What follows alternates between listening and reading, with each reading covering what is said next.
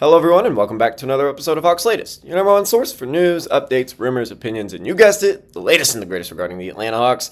I'm your host, Zach Langley, aka Langley ATL. Today, we've got a full slate of updates to break down for you. This is the 121st episode of Hawks Latest presented by FanArt, so hopefully you guys have been enjoying the ride. I know I have, but yeah, like I said, we've got a whole lot to break down today because it has been an eventful week for Atlanta Hawks basketball. There's been some highs and some lows. I mean, we picked up a win.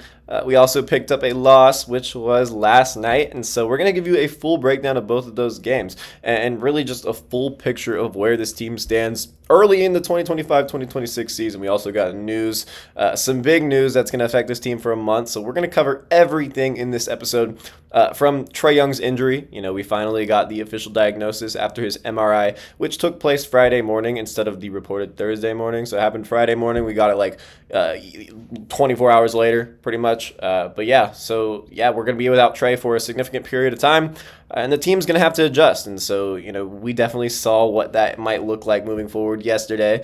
Offense definitely struggled. So we'll talk about the win over the Pacers, which was actually their first game without Trae, and then their tough loss against the Cavaliers, because we definitely saw like two versions of what this team can provide on both ends of the floor with Trae Young sidelined. And then at the very end, we will look at a potential roster move that could help this team win a little bit more during this temporary setback. Not someone who's going to impact the game too much and the record too much, but, you know, just extra guard depth because Atlanta's guard room is definitely thin right now. And so we got to explore some options. I know they like their internal options, but there's no reason not to at least take a look at some of these guys in the free agent market. So over the next few episodes, we'll probably break down a few of those guys, but we've definitely got one today for you at the end of the episode. And I think it's probably the best option. So without further ado, let's go ahead and jump right into it and start with the extent of Trae Young's injury. So the biggest story, not just this week, but you know, as soon as it happened, well, actually, I guess it technically happened on Monday, so I guess it literally is just barely this week. But the health of Trae Young, because he was injured in Monday night's game against the Brooklyn Nets. It happened in the first quarter. He suffered that right knee injury. It was during a collision with teammate Mo Gay, but it wasn't Mo Gay's fault. Noah Clowney had pushed him, and it wasn't a flop. This was a push.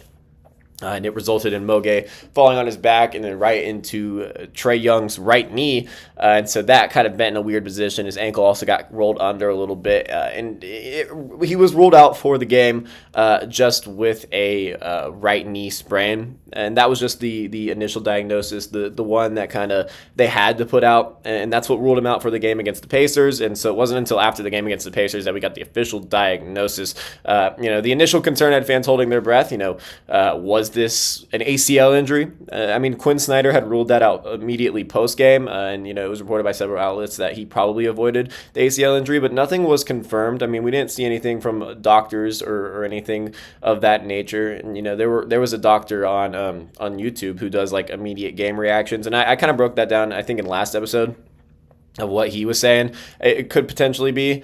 But, you know, he was saying that, you know, you can't officially rule out the ACL, but it is unlikely. So that kind of kept us on the edge of our seats when Trae had posted on X and Instagram like a little cryptic tweet. I mean, not necessarily cryptic, but I mean, he quoted a Bible verse and you know, it was talking about how you know, like you're gonna fall like 7 times and get back up more, and so that had Hawks fans concerned. You know, with Trae, you know, saying something like that. Usually when players, you know, start posting stuff like that after an injury, that is something that, you know, signifies they're going to be out for a long time. So I was going ahead and preparing that Young was going to be out for the season. But the Hawks avoided disaster because after MRIs on Friday morning, you know, a little bit later, you know, just a little bit later on, we got the news that it was a right MCL sprain. So, you know, that doesn't sound good.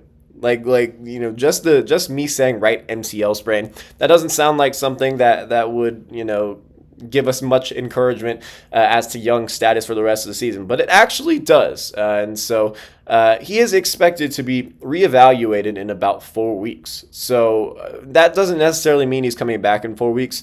But I will say, like, if anyone were to come back near around their reevaluation date, it's Trae Young. I mean, he's one of the most durable stars in the NBA. It's crazy that I was talking about how durable he was, like, right before he got hurt. So my bad for that, but yeah, he's going to be reevaluated in 4 weeks, just around there. I mean, there's no official date, and so he could come back a few weeks after the reevaluation. He can come back a month after the reevaluation. He could come back before the scheduled reevaluation date. I mean, it is all just a matter of how Trae recovers in this time because no surgery or anything like that is needed. Hawks PR issued a statement confirming the diagnosis, and they noted that he has already begun rehabilitation. So, while sidelined for a month, that is certainly inconvenient, and it's going to kill Atlanta's offense for a while. But our defense is going to get a little better. I will say. I mean, I've had my fair share of takes on the people that talk about Trae's defense more than anything, and that obviously isn't all there. But I mean, having a backcourt of Nickeil Alexander-Walker and Dyson Daniels for about a month or for however long that Young misses time, that could seriously. I mean, they're going to have guards in hell. This is going to be a very good defensive backcourt. It's just about if they can work it out offensively to enough to the point where Atlanta can stay afloat and stay like around 500, maybe a little above. And like I said, this is inconvenient, but it's very much a relief compared to the alternative. I mean, this was probably best case scenario. I'm not going to lie. A season-ending injury would have some very serious implications. It would kind of cook Atlanta's season. After all this offseason of hype, we wouldn't have made the playoffs, and it would have been very disappointing. But also, I mean, not just for this season and the team's record and team success, but for Young's $49 million player option next year and potential contract extension talks. Because if he got hurt, then he, for a longer period of time, and this still may be the case, but I mean, he's got to play a certain amount of games to qualify for awards and All-NBA, and I know that he can earn more money with an All-NBA selection. So that he honestly still might not even play 65 games, just depending on how much time he misses. But still, just immediately having that ruled out would suck for Young personally. And also, I mean, we want to see really for an extended period of time how Young looks with this good team, because that is also why they didn't get that extension done in the offseason, because they were holding out and they wanted to see if Young could be the engine, be the leader of a good team in the Eastern Conference.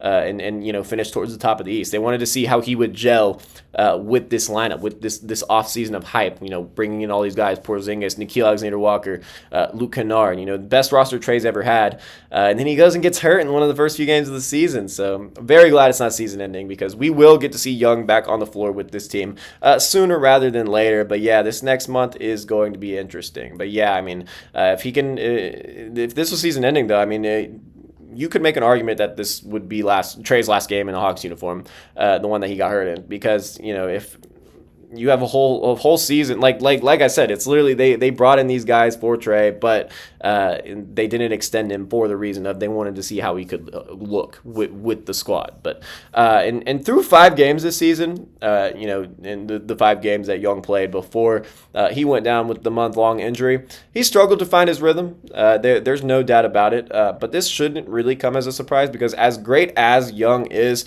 on the offensive end of the floor, every single season, he gets off to such a poor shooting start. I mean, like the first stretch of the season, his splits always look pretty terrible, and it always causes overreactions from not just Hawks media, but media in general, because they always can't wait for a moment to pick on Trae and to slander Trae, and so whenever they see his shooting splits are down, and they always usually are in the first month or so of this season, they definitely waste no time in letting him have it, and this is definitely a flaw with his game that we would like to see improve, because the slow offensive starts, I mean, Young is our offensive engine. And while we have guys improving in their creation like Daniels and Johnson, I mean, it still runs through Trae. So, I mean, he's got to be better. But this is something that obviously he's going to get it together, because he has every single season.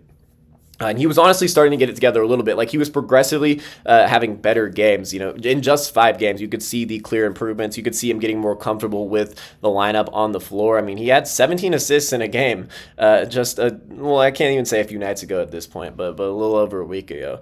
I mean, he was killing it. He was struggling, and then he was starting to kill it a little more.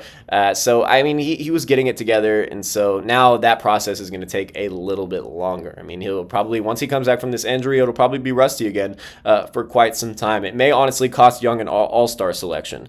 He may not make the all-star game this year just because of lack of games played, but also in the games he's played, his numbers aren't going to look very good because of the slow start, and then also because it's probably going to be a little rough when he comes back, and that should be expected. That's not me like slandering Young. That's just me saying what's realistic. I mean, I don't see him coming back from injury and immediately lighting it up from deep. And one thing I will say that Trey's been doing great this year is not turning the ball over. I mean, he's been very careful with the rock. And, in the game that he had 17 assists, he had 1 turnover. I mean, that's ridiculous. I mean, that assist turnover ratio is absolutely wild. It was a game that the Hawks lost, but I mean, this was against the Bulls, which they're the best team in the East right now. That's pretty crazy. I don't think I expected that, and I know a lot of people did not expect that. But yeah, the Bulls are, I think, 5-0, 6-0. I think they're 6-0 at this point. And yeah, they're killing it. They look great.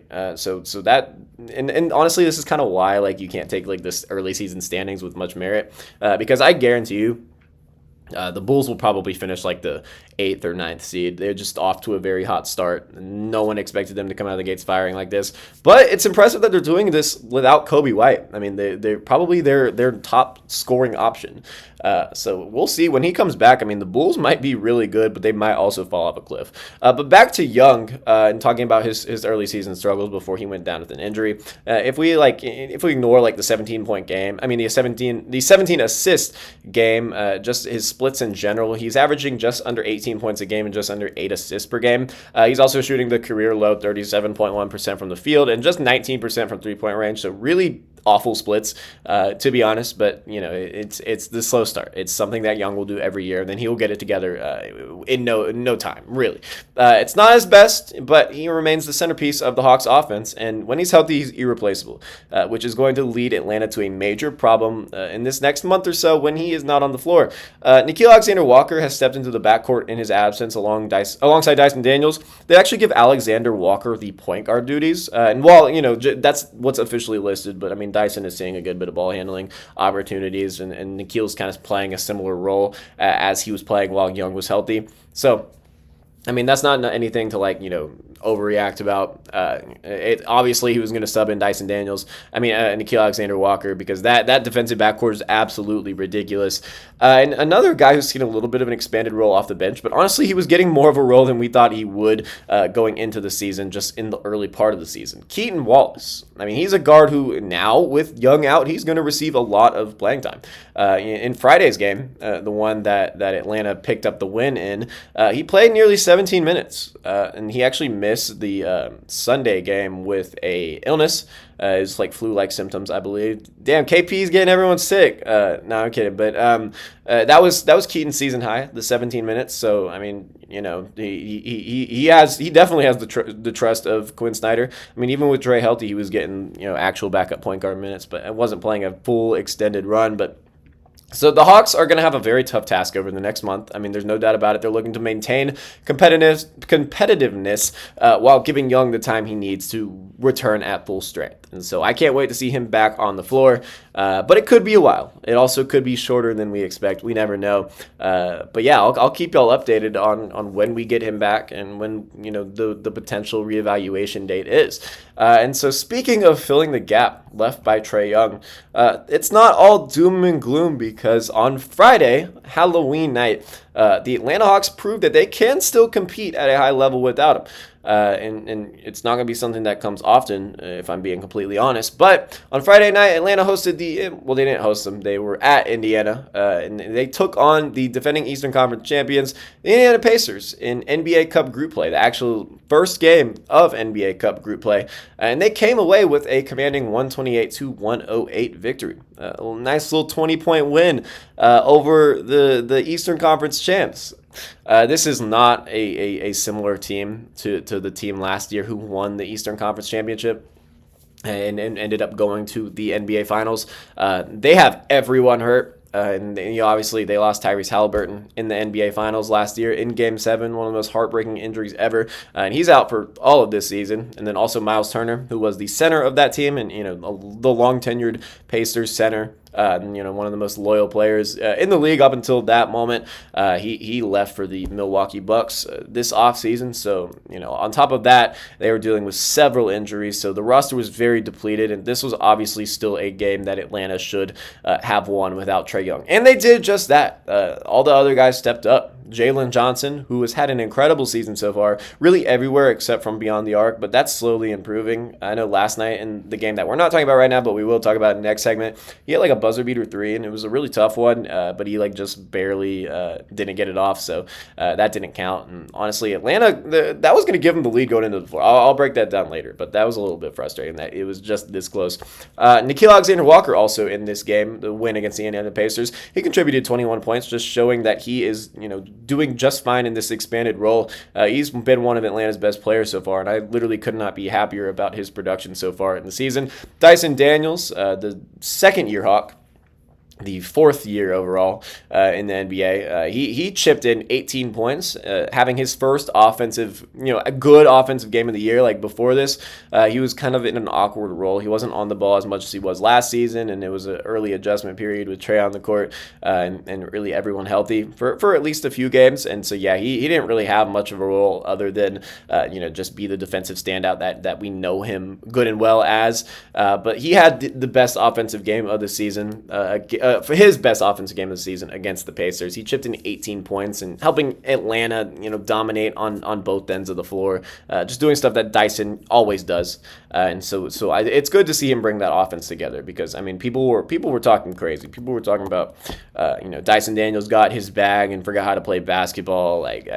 People were saying some crazy stuff. So I'm glad to see that offensive season last year wasn't a fluke and we can build on that. And really without Trae Young, these are crucial minutes for all of these guys like Daniels and Reza Shea and Johnson to get ball handling reps and creation reps and just more focus in an offensive scheme because when Young comes back, they'll be able to create for themselves. It's going to make Young's life a whole lot easier. So in this game, the Hawks trailed by 4 at halftime. It was 63-59, and it was a rough start, rough first half. Atlanta has had a common theme in these past few games of just actually started with the Nets game. It's really been the past 3 games. They've just started very slowly. The opposing team has, in the first minute or two, gotten off to a very good start, a very big lead, maybe even double digits at times. It was I don't know if it was double digits in this Pacers game. I'm not going to lie. That's not fresh on my memory. But, the Hawks were trailing at halftime, and they completely flipped the script in the third quarter. This is what really set them apart and allowed them to kind of build on their lead. They had a 10-0 run, which extended their lead from 11 points to 21 points. They outscored the Pacers by 16 points in the final 2 quarters. And so the Hawks shot 53%, from 54% from the field compared to Indiana's 35%. They shot terribly. 35% from the floor is pretty wild because they were on a pretty high shot volume. It showed how efficient the Hawks offense can be even without their star guard. Honestly, it probably helps with their efficiency a little bit, but they aren't getting as many quality looks. So there's kind of there's a pro and a con about the Trae Young going down, and obviously we don't want to see him not on the floor, but there are definitely some positives to take away from it, like the efficiency, although they're not getting as many quality looks as they would be getting, and then obviously the defensive improvements, what they can do now with Nickeil and Dyson on the floor instead of Trae and Dyson. Indiana, on the other hand, they've been struggling to stay healthy all season, and so it wasn't just against the Hawks. They've been missing key players all year, but they're missing their guys obviously other than Halliburton, who we just talked about. Obi Toppin, who they just recently announced is getting surgery, so he's going to be reevaluated in 3 months. And so that's another brutal blow because he is an important piece of that rotation. Benedict Mathurin, who was great in the NBA Finals, and he was actually very good in the early part of the season, but he went down, and so he's going to be out for a little bit. And Andrew Nembhard, and not even just them. 4 other rotation, low end rotation pieces. Like it's bad. I feel bad for Pacers fans. I'm not gonna lie. Like, you were just almost at the top of the world. You almost took down one of the best teams of all time in that OKC Thunder team, and then your star tore your Achilles, and then really everything went to crap very quickly. But they have a chance to get a pretty high pick this year. So and also so do the Atlanta Hawks, because the Pelicans are now 0-7. Actually, no. 0-6. They're either 0-6 or 0-7. I don't remember which one it is. But they lost last night to the OKC Thunder, and so that was another blowout. And I'm surprised that the Pelicans haven't fired Willie Green yet. Actually, by the time this is out, they honestly may have fired Willie Green. So my apologies if that's the case.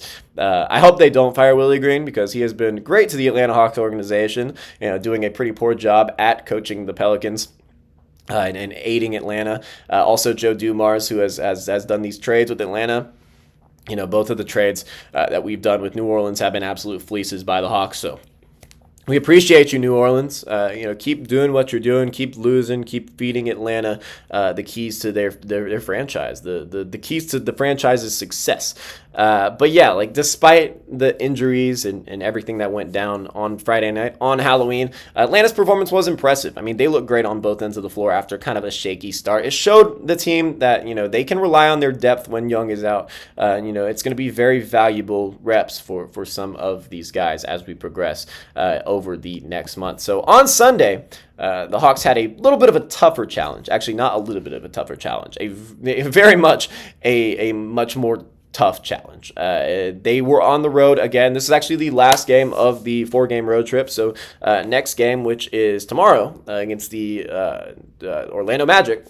So we got the Magic in town. That's going to be a fun one. Hawks Magic games are pretty wild, but I'm not going to do too much of a preview right now in this episode, because in next episode I'll obviously have that full breakdown of what to expect in that matchup. But yeah, so we are on the road against the Cleveland Cavaliers. This was last night, and the Hawks fell. Donovan Mitchell led the Cavaliers with a season-high 37 points, really from start to finish. I mean, Mitchell was killing it. He definitely applied the pressure to Atlanta. And I mean, honestly, like, it's, shout out to him, because Atlanta had that tough backcourt duo of Alexander Walker and Daniels, and, Mitchell didn't really care. He had his way with everyone that we were trying to send to him. And so, yeah, he was scoring with real ease. He made 8 threes. In his return. He actually missed the previous game, so in his return to action, yeah, I mean, just killed it. He's showing why he potentially could be an MVP candidate, and why the Cavs are still, not someone to be messed with. I mean, the Hawks, should be like kind of in their tier of teams, but without Trey and the early season struggles, but even then, like, I say that, but I mean, the Cavs have had early season struggles. I mean, they haven't been as good. This is definitely a much worse start to the season than they had last year, where they had a historic start to the season. I forgot what their record was, but it was absolutely ridiculous in the first month or two of the season. I mean, they were clearly the best team in the NBA for a select period of time. Actually, were they undefeated until months in? It was something ridiculous. I'll have to look that up right after I record this. But yeah, I mean, Jalen Tyson, that's a name that y'all may not even know about, but he added 18 points. And former Hawk DeAndre Hunter, who was traded from Atlanta to Cleveland at last year's NBA trade deadline in February, he contributed 18 as well. So really just an all-around effort from the Cleveland Cavaliers. They were also dealing with some injuries, so that's why we were seeing these interesting players get extended run. For Atlanta, Mr. Reliable so far this season has been Jalen Johnson. I mean, he's been killing it. He once again posted a double-double, this time with 23 points and 13 rebounds. Jalen's rebounding is getting better as the season progresses, and so that was definitely one of Atlanta's biggest weaknesses in the early part of the season. And, I say that we're not still very much in the early part of the season, but, the rebounding is getting better. The Hawks aren't getting absolutely destroyed on the offensive glass like they have been, and another guy who has been increasing his rebounding abilities is Kristaps Porzingis, who has never been a good rebounder in his career, and definitely in the first few games of the season he was very bad as a rebounder. But he added 15 points and 12 rebounds. So shout out to the front court, man. They held it down. They looked all right. I mean, they still kind of struggled on the defensive end. We definitely need more from Jalen on the defensive end, because while he's definitely more of an offensive minded forward, he has definitely built a reputation as a good good defender in the NBA. So he is really struggling on that end so far in the season. But, I'm noticing improvements. I'm seeing it gradually get better, and I'm not really worried about it. Kristaps Porzingis, I mean, we know what we're getting with him on the defensive end. He's really tall, and he's a good shot blocker. That probably has to do with the fact that he's 7'3". But other than that, he's not the best post defender. So, I mean, bigs are going to have their way. That's why we need Jalen to step up. That's why we need more extended minutes for Mohamed Gay, who really might be Atlanta's best, big defender. He's someone who's really impactful on that end, and he needs more minutes, and I think he's going to get it. I think Quinn Snyder's going to realize that he should be playing more. It was also really weird, he didn't play much last night against Cleveland.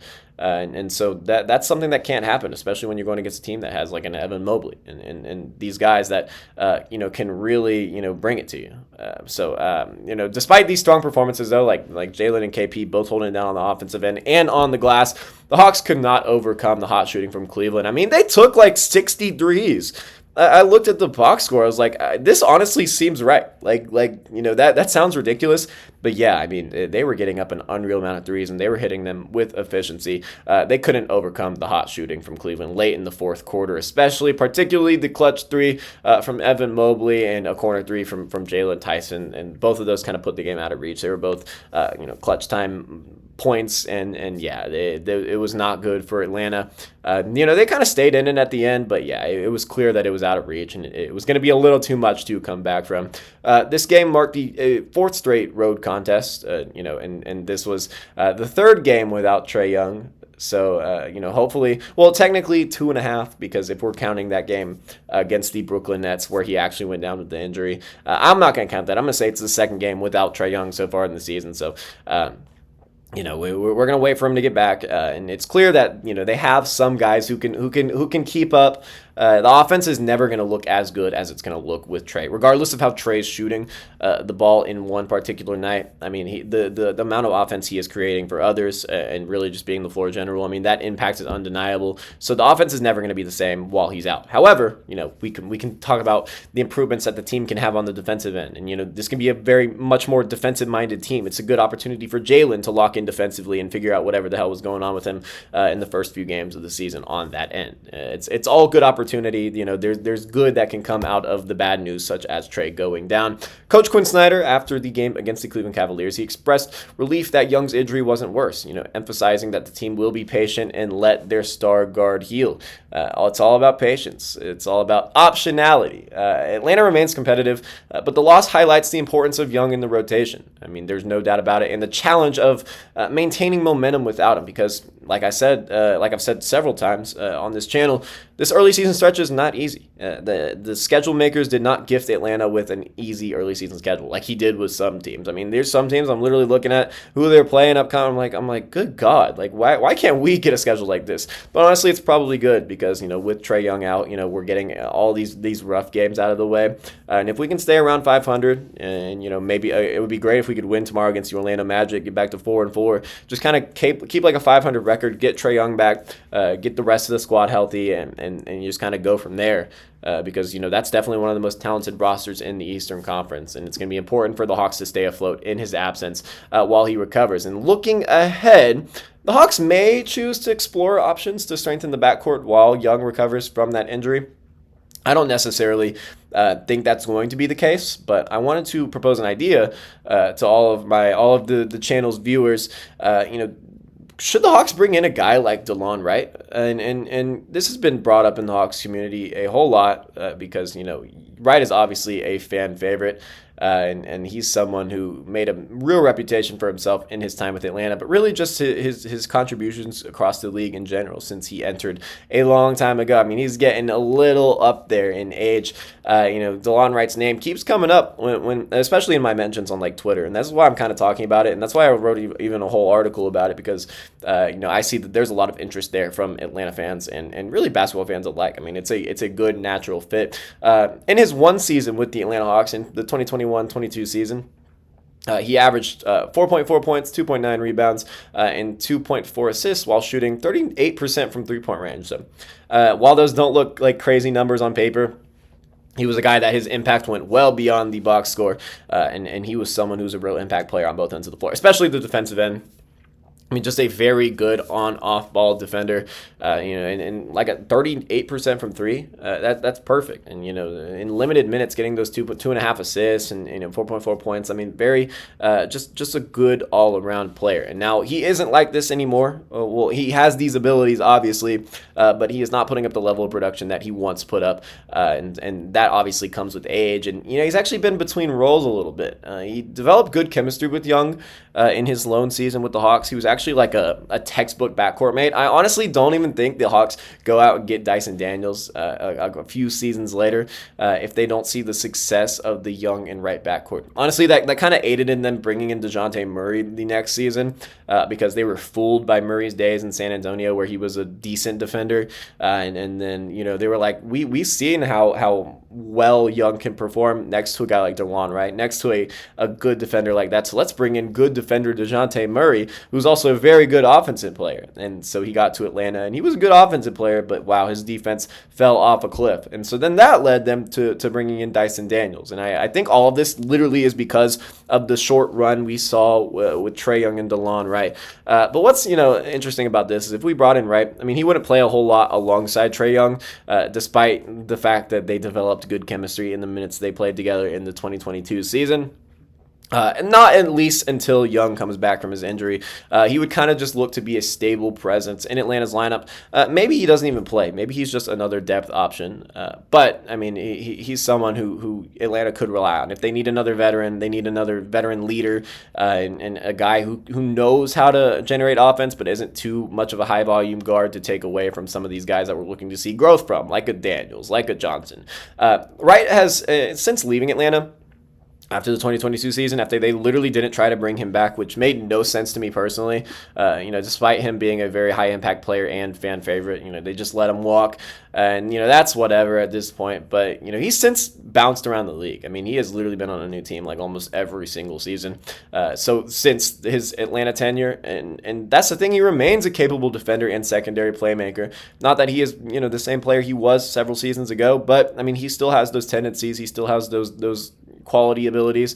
Bringing him back is not something that would replace Young's scoring, I mean, in any way, or playmaking in any way, and we don't need it to. There's also some other options in free agency right now, guys that could kind of, obviously not replicate Young's playmaking, but kind of more towards Young's play style, so maybe they would bring in a guy like a Campaign, like a Spencer Dinwiddie, someone that can just kind of hold down the fort and not play a whole lot of minutes, but, have a similar play style to Young. Wright is not someone like that, but he fits the identity of this current team a little more than some of those other guys.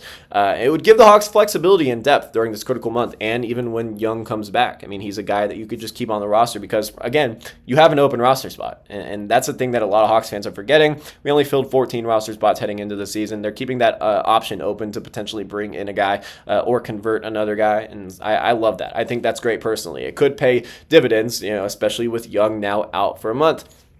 Wright could potentially mirror, if Atlanta were to bring him into like a 1-year minimum, he could potentially mirror the current role that Keaton Wallace is filling. Just every few nights getting in for some quality run, like 15 minutes, just providing Atlanta with another guard off the bench. But I will say they like Keaton, and so they don't really want someone who would take even more minutes away from Keaton and just allow him to grow. But if Atlanta's serious about winning, I mean, Wright is probably a better player than Keaton Wallace in this current moment, and he has organizational familiarity, and he's a fan favorite, and I think he would be a perfect addition. I'm not going to lie.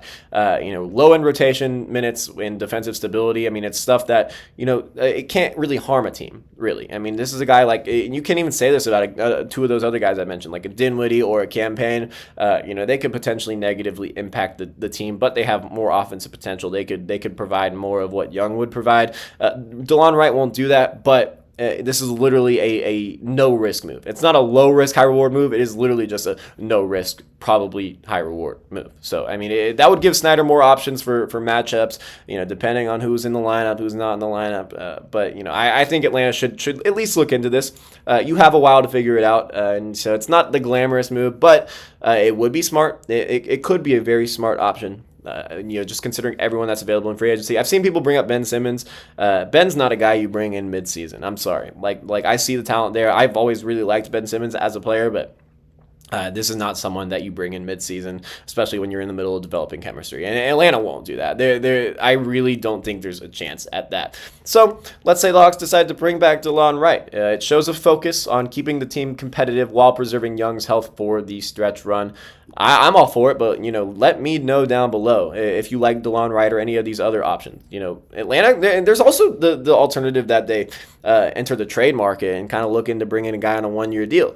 I've seen some rumors like that floating around, and if there's any trade targets y'all would like me to kind of discuss, I mean, let me know because we've got several things we could talk about, and the Hawks have several ways they could go with Young out for an extended period of time that could be longer than a month. I mean, we really don't know. So to sum this video up, Trae Young is out for roughly a month with a right MCL sprain, avoided disaster, but still going to be out for a chunk of time.